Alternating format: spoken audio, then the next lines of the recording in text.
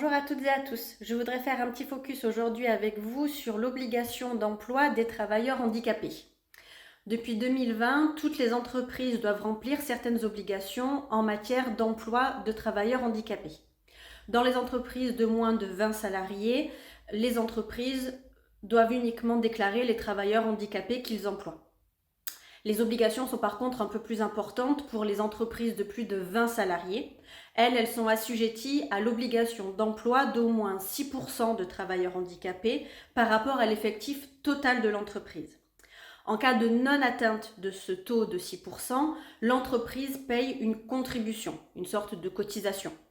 Le calcul de cette contribution se fait sur l'entreprise et non pas par établissement. Pour satisfaire à cette obligation, l'entreprise de plus de 20 salariés doit employer directement des salariés reconnus handicapés, au sens de l'article L5212-13 du Code du travail, soit en contrat de travail à durée indéterminée, soit en CDD, soit en contrat aidé ou encore en alternance, et que ce soit à temps plein ou à temps partiel. L'entreprise peut aussi décider de recourir à des stagiaires sous convention de stage et ils doivent être âgés de plus de 16 ans. Ou alors des salariés qui seraient en période de mise en situation en milieu professionnel ou encore avoir recours à du personnel mis à disposition, tel que des intérimaires. Si tel n'est pas le cas, alors l'entreprise peut aussi justifier de son obligation si elle a recours à de la sous-traitance avec un établissement de services d'aide au travail, ce qu'on appelle les ESAT, une entreprise dite entreprise adaptée, ou alors en sous-traitance avec des travailleurs handicapés indépendants. Le recours à cette sous-traitance ne permet que de diminuer le taux de contribution due, mais pas de remplir en tant que tel l'obligation d'emploi de travailleurs handicapés.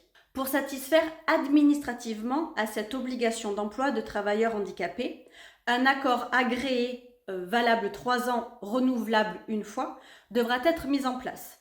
Et l'application de cet accord est soumise à un bilan annuel qui, lui, est obligatoirement présenté au CSE, au Comité social économique.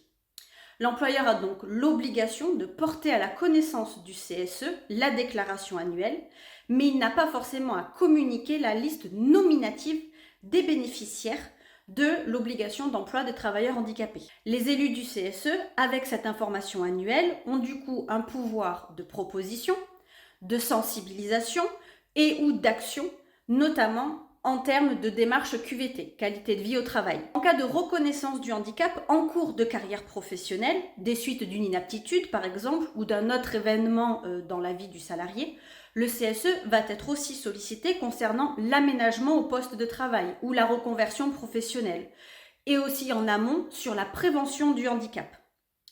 La déclaration relative à l'obligation d'emploi des travailleurs handicapés se fait au mois d'avril. Employeurs comme élus du CSE peuvent donc en profiter dès maintenant pour faire un point. N'hésitez pas pour cela à contacter nos experts pour vous accompagner.